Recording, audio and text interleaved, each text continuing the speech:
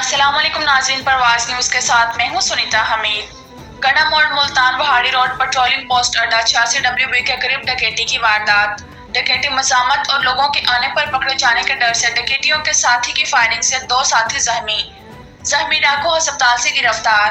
DPO بہاڑی موقع پر پہنچ گئے، مقدمہ درج، کارروائی شروع۔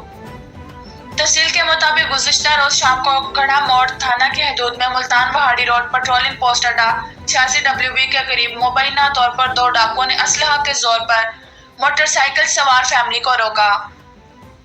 موٹر سائیکل سوار ابرار حسین اپنی فیملی کے ساتھ ملتان سے بہاڑی کی طرف جا رہا تھا۔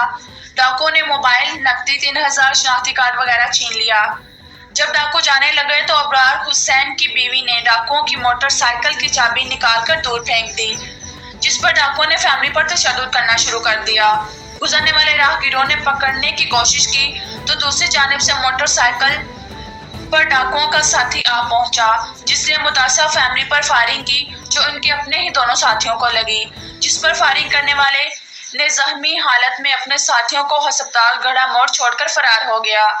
DPO بہاڑی، DSP میلسی اور پولیس کی بھاری نفری موقع پر پہنچ گئی۔ متاثرہ فیملی نے زخمی ملزمان کی شناخت کر لی، جس پر متاثرہ فیملی کی درخواست پر مقدمہ درج کر کے زخمی ملزمان کو حراست میں